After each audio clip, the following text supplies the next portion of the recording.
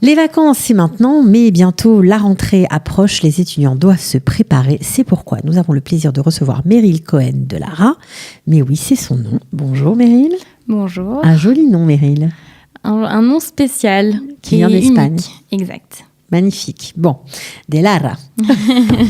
Alors, vous êtes là pour nous parler de Massa Prépa Business et Finance. Donc, c'est un programme qui existe déjà depuis plusieurs années. Et comme la rentrée se prépare, vous êtes venu un peu nous raconter tout ce qu'on y fait dans ce programme et à qui il s'adresse, évidemment. Alors, en effet, c'est un programme, on vient de clôturer la 5e promotion, là, au mois de juin, et on réattaque bientôt pour la 6e promo qui va ouvrir le 14 octobre. Au collège académique de Netanya, voilà. qui est situé à Kirat-Sharon, dans un quartier très sympathique de Netanya. Donc voilà, ce programme, il est approprié pour tous les jeunes après bac ES ou bac S. En l'occurrence, après on peut voir pour d'autres. Donc quand on dit Massa Prépa, ça veut dire qu'on est touriste quand on fait ce programme ? Exactement, c'est un programme d'intégration qui fait partie des programmes Massa, qui est en fait un programme où on est entièrement on n'est pas israélien, on est touriste et pendant ces 8 mois, nous c'est un programme de 8 mois qu'on propose. On a un côté académique, un côté éducatif, un côté orientation. C'est très encadré et très construit. Sur le programme académique, on est sur deux semestres, avec un premier semestre de l'Ulpan intensif tous les matins de 9h à 13h et l'après-midi des cours d'anglais des affaires, d'économie d'Israël et également du sionisme et du judaïsme, qui est très important, je pense, pour une bonne intégration en Israël. Et la particularité, c'est qu'au second semestre, on continue de l'Ulpan, qui est la base de l'intégration, c'est quand même la langue, avec toujours de 9h à 13h de l'Ulpan. Et l'après-midi, c'est l'immersion totale dans des cours en hébreu.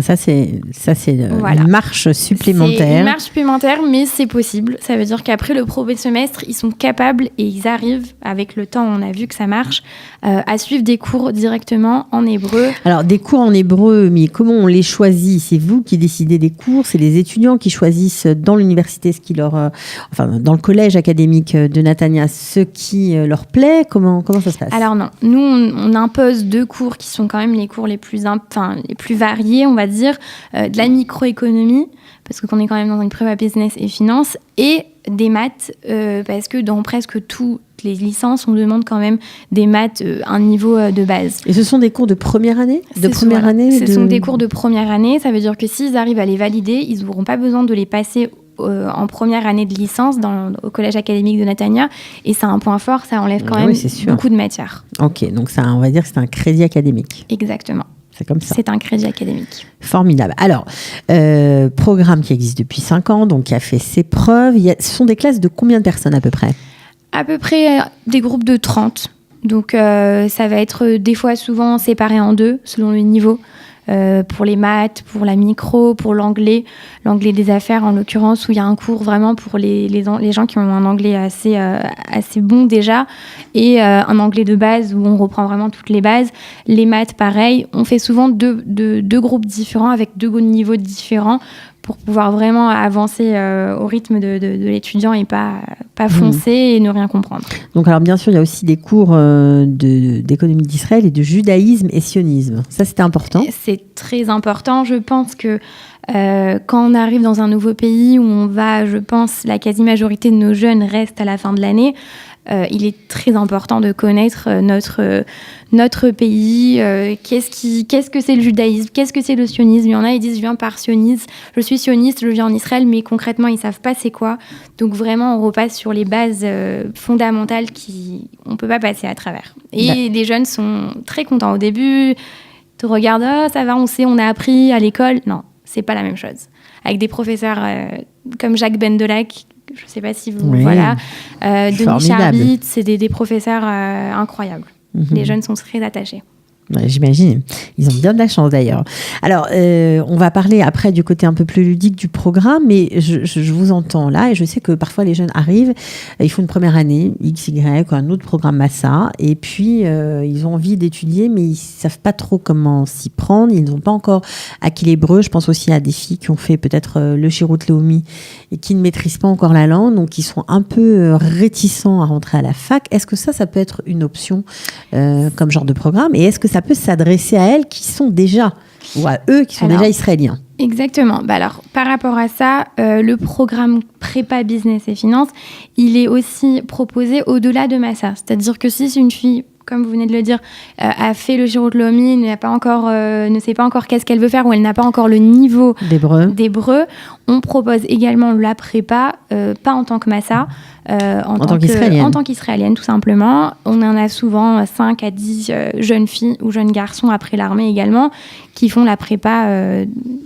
du privé, on peut dire ça comme ça. Mais, donc ça veut dire quoi? Ça coûte plus cher?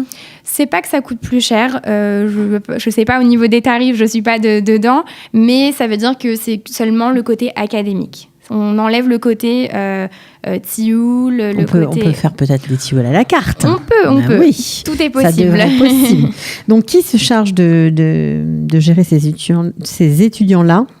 Alors, au sein de notre programme, on a vraiment une équipe très importante. C'est-à-dire qu'on a Nicole Fary, qui est la directrice du campus francophone à Netanya, qu'on salue, qu'on aime tous très fort. Oui, on est d'accord. Et on a nos secrétaires qui sont 2 secrétaires qui roulent sans arrêt dans nos bureaux. Les bureaux sont ouverts, c'est une vraie famille au collège académique de Netanya, vraiment. Et au sein du programme de la prépa, il y a moi, la coordinatrice du programme de l'expérience israélienne. Et on a une particularité, c'est qu'on a, comme tout programme, une madrecha qui est Bat Shirut. Mais ce que je veux, et tous les ans, ça se passe comme ça, c'est une madrecha israélienne. Elle ne parle pas français. Elle ne parle pas un mot de français. Et je pense que c'est quand même la clé de la réussite d'un programme d'intégration en Israël, quand ta madrecha, qui est H24 avec les étudiants, elle dort dans le campus. C'est leur référent, on va dire. C'est leur référent, exactement. Elle ne parle pas le français, donc il va falloir se débrouiller avec elle. C'est un vrai challenge. Ouais. Honnêtement, pendant les 2 premiers mois, ils sont un peu... pourquoi ils nous ont fait ça? Donc je suis très très présente avec eux, et la madrecha, on est tout le temps en lien, elle et moi, mais au bout d'un mois et demi, quand on les voit commencer à discuter avec et ne pas avoir de problème, c'est pas des vrais dialogues, ça fait énormément plaisir. D'accord. Alors, on comprend que c'est bien encadré, que c'est bien réfléchi. On connaît la pédagogue qui est Nicole Fary, donc on imagine que le programme vraiment est aussi de niveau. Vous travaillez pour ce programme dans le cadre de la Chavaya israélite, dans l'expérience israélienne pour les programmes longue durée. Donc, vous avez aussi l'expérience. Vous avez reçu plusieurs fois des groupes de jeunes pour voir un peu comment les aider, comment réussir à les faire intégrer le système, on va dire, universitaire, des études supérieures en Israël. Vous vous occupez aussi de leur bien-être, on va dire. Vous pensez à leur faire découvrir Israël avec leurs pieds. Comment ça se passe? Alors, à part le côté académique, qui est un des points les plus importants, je pense, on a également, qui est le côté... ludique et le côté éducatif, avec à peu près 12 jours dans l'année, dans les 8 mois d'excursion en Israël, dans tout le pays. On essaie de faire du sud au nord, en long, large et en travers, leur faire découvrir les endroits les plus beaux de notre pays. Avec des fois des Shabbatot, des fois juste une journée comme ça, un événement, Yom Yerushalayim, Yom Ha'atzmaut, on leur fait vivre vraiment chaque instant. Le rythme, vous les faites vivre au rythme du pays, en fait, c'est ça. Voilà. Ils ont tous les mois, en début de mois, on leur donne leur programme du mois, avec les conférences qu'on propose, les sorties, les rendez-vous avec notre conseillère d'intégration, et plein de... Enfin voilà, tout ce qu'on peut insérer dans notre programme, on essaie de leur faire partager pour qu'ils aient vraiment... une expérience intense et que ça leur apporte. Ok, alors vous parlez des Shabbatot, des excursions, etc. Il y a aussi bien sûr des bourses qui sont données lorsqu'on étudie la Torah. Exactement, ça fait plusieurs années. C'était pas dans le programme, dans notre programme. Vous l'avez intégré. Mais c'est dans le campus en fait de Natania Academy College. Il y a un espèce d'organisme qui s'appelle Neshama, qui est dans toutes les universités presque en Israël maintenant. Et ce sont des cours de Torah. On n'oblige personne, mais c'est juste que la quasi-majorité de nos jeunes, ils vont vraiment de leur propre gré. Et en contrepartie, ils peuvent recevoir une petite bourse. En contrepartie d'une présence assidue, on va dire ça, exactement. Il y a une bourse. À la clé, c'est toujours sympa quand on est étudiant, franchement. Si en plus ça plaît, donc tant mieux. Il y a aussi, bien évidemment, je crois que c'est assez important dans votre programme, du volontariat. Voilà, on fait du volontariat à peu près pendant 10 jours comme ça dans notre programme. C'est soit du volontariat avec la population, on fait ça dans des moadoniotes en Israël, c'est comme des clubs voilà, d'enfants l'après-midi, dans des quartiers un peu défavorisés, où les parents n'ont pas beaucoup d'argent. Donc c'est souvent des familles éthiopiennes, des enfants de 7 à 8 ans à peu près, et ils viennent une après-midi par semaine, les rendre heureux, leur faire des activités, leur apprendre des nouveaux jeux, faire de la cuisine avec eux. C'est vraiment eux-mêmes ils proposent ce volontariat et c'est une très belle expérience. D'accord, donc il y a un peu de tout franchement dans ce programme. Que deviennent ces jeunes une fois qu'ils ont terminé cette année de Massa Prépa Business et Finance au Collège académique de Natania? Alors, qu'est-ce qu'ils deviennent? C'est notre plus grande... c'est notre objectif de fin d'année quand même. C'est que nos jeunes restent en Israël. Donc, on donne tout au long de l'année pour pouvoir leur proposer la meilleure des intégrations. Alors, il y en a pas mal qui vont à l'armée dans un programme de volontaires qui est Mahal. Il y en a d'autres qui vont à l'armée complètement en tant qu'Israéliens, donc ils font leur alia, ils vont à l'armée. Il y a des filles qui vont au Shirot Lomi et il y en a qui continuent directement après la prépa leurs études au sein du collège académique. Ça marche, elles réussissent? Elles réussissent. On leur donne beaucoup d'aide.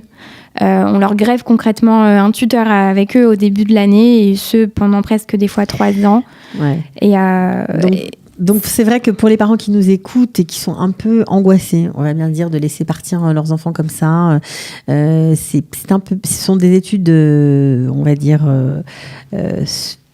hautes études secondaires, mais encadrées. C'est pas comme si on était largué à la fac tout seul. Ça veut dire que, je vais pas dire que je suis une policière à la fac, mais on sait tout, surtout quand ils sont, qu'est-ce qu'ils font le matin, tous les matins, on vérifie la présence. Qui ne s'est pas levé. Voilà, qui s'est levé, qui s'est pas levé, qui est malade, qui est soi-disant malade. Enfin voilà, on est vraiment derrière eux. On a une fiche de présence, 3 absences. Tu viens dans le bureau, on fait une petite sira pour voir qu'est-ce qu'il en est, qu'est-ce qui se passe. Parce que des fois, peut-être qu'on vient pas en cours parce qu'il y a un mal-être intérieur. Enfin, c'est pas parce que j'ai envie de rater les cours. Donc vraiment, sur ça, on est très à cheval parce que venir dans un programme et ne rien faire et passer du bon temps dans son lit, c'est dommage. Les parents, ils investissent beaucoup dans ce genre de programmes c'est des programmes, voilà, ça coûte de l'argent. On peut parler du prix de ce programme ou pas? J'ai pas le chiffre, mais c'est à peu près, voilà, il y a des bourses, il y a une bourse, mais c'est à peu près dans les 13 ou 14 000 $, si je me trompe pas. Dollars.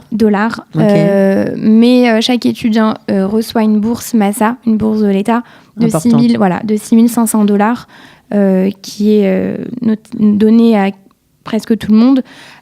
Donc voilà, il faut compter que dans la prépa, donc ils sont quand même logés au sein du campus, qui est vraiment à 3 minutes à pied. Ils traversent un parking, ils sont à l'université, donc il n'y a pas de problème Donc ils sont logés, ils sont nourris? Ils ne sont pas nourris, donc ils doivent eux-mêmes se préparer à manger. Il y a une bonne ambiance dans la colocation. Ils sont 4 par appartement, chacun sa chambre. C'est des bonnes conditions. Voilà, ce sont des bonnes conditions. Leur lit, leur bureau, leur armoire. C'est quand même un campus qui est récent. Les conditions d'accueil sont formidables. Voilà. Non, mais c'est vrai.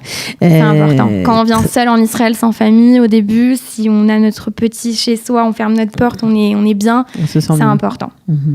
Ok, donc on comprend qu'on peut bien sûr, en tout cas, si on est touriste, faire ce programme. Si on est israélien et qu'on ne sait pas exactement quoi faire après une année en Israël, on est devenu israélien, mais on ne sait pas si on va étudier, si on a fini le Shirot Lomi, on se pose des questions, on peut aussi bien sûr appeler Nicole Faré au Collège académique de Natania, qui se fera un plaisir de vous concocter un programme sur mesure. Voilà. Meryl Cohen de Lara, merci beaucoup d'être venue. Merci à vous de nous avoir accueillis. Donc ça commence, on répète quand même, le 14 octobre, les inscriptions sont ouvertes, j'imagine. Les inscriptions sont ouvertes, il faut se dépêcher pour avoir sa place. C'est pas des programmes de 50, 60, on préfère 30 places. On préfère la qualité à la quantité, on va dire, pour pouvoir bien s'occuper de vous. Je suis sûre que ce sera, comme chaque année, réussi. Merci, à très bientôt en tout cas. Merci à vous. Ciao, bye. Au revoir.